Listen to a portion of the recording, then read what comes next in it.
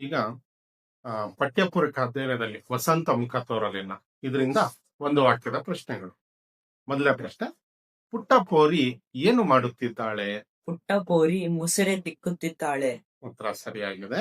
ಎರಡನೇ ಪ್ರಶ್ನೆ, ಪುಟ್ಟ ಪೋರಿಯ ಅಮ್ಮ ಎಲ್ಲಿ ಮಲಗಿದ್ದಾಳೆ? ಪುಟ್ಟ ಪೋರಿಯ ಅಮ್ಮ ಗುಡಿಸಿನಲ್ಲಿ ಮಲಗಿದ್ದಾಳೆ. ಸರಿಯಾದ ಉತ್ತರ.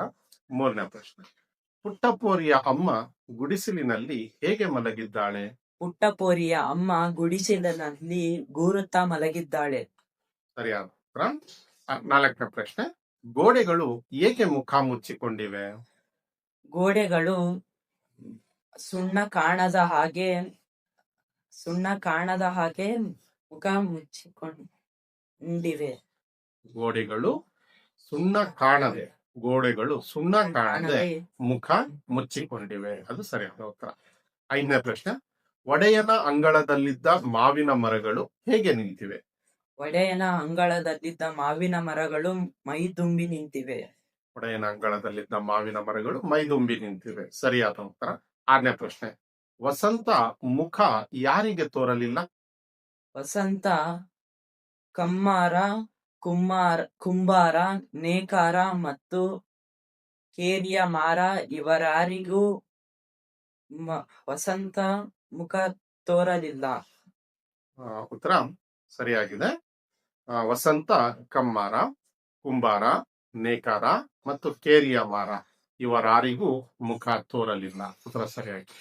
ಏಳನೇ ಪ್ರಶ್ನೆ, ಇಳೆಯು ಹೇಗೆ ಸಂಭ್ರಮಿಸುತ್ತಿದೆ? ಇಳೆಯು ಕಡಲುಕ್ಕಿ ಹರಿಯುವ ಹಾಗೆ ಸಂಭ್ರಮಿಸುತ್ತಿದೆ. ಇಳೆಯು ಕಡಲುಕ್ಕಿ ಹರಿಯುವ ಹಾಗೆ ಸಂಭ್ರಮಿಸುತ್ತಿದೆ. ಸರಿಯಾದ ಉತ್ತರ. ಎಂಟನೇ ಪ್ರಶ್ನೆ, ಕೋಗಿಲೆಗಳು ಹೇಗೆ ಹಾಡುತ್ತಿವೆ? ಕೋಗಿಲೆಗಳು ಮನದುಂಬಿ ಹಾಡುತ್ತಿವೆ. ಕೋಗಿಲೆಗಳು ಮನದುಂಬಿ ಹಾಡುತ್ತಿವೆ. ಸರಿಯಾದ ಉತ್ತರ. ಒಂಬತ್ತನೇ ಪ್ರಶ್ನೆ, ಮುಗುಳು ನಗೆ ಎಲ್ಲಿ ಬೀರಿತ್ತು? ಮುಗುಳು ನಗೆ ಮಲ್ಲಿಗೆ ಹೂವಲ್ಲಿ ಬೀರಿತ್ತು. ಮುಗುಳು ನಗೆ ಮಲ್ಲಿಗೆ ಹೂವಲ್ಲಿ ಬೀರಿತ್ತು. ಸರಿಯಾದ ಉತ್ತರ. ಹತ್ತನೇ ಪ್ರಶ್ನೆ, ಪುಟ್ಟ ಪೋರಿ ವಸಂತ ಏಕೆ ಮರುಗಿದನು ಎಂದು ತಿಳಿಸುತ್ತಾಳೆ? ಪುಟ್ಟ ಪೋರಿ ತಾನು ತೊಟ್ಟಿರುವ ಹರಿದ ಚಿಂದಿ ಬಟ್ಟೆಗಳ ಕಂಡು ವಸಂತ ಮರುಗಿದನೆ ಎಂದು ತಿಳಿಸುತ್ತಾಳೆ. ಪುಟ್ಟ ಪೋರಿ ತಾನು ತೊಟ್ಟಿರುವ ಹರಿದ ಚಿಂದಿ ಬಟ್ಟೆಗಳನ್ನು ಕಂಡು ವಸಂತ ಮರುಗಿದನು ಎಂದು ತಿಳಿಸುತ್ತಾಳೆ. ಸರಿಯಾದ ಉತ್ತರ.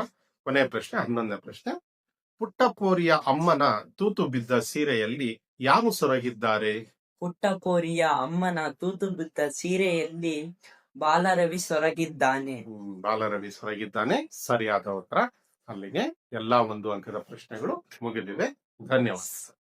ಧನ್ಯವಾದಗಳು ಸರ್.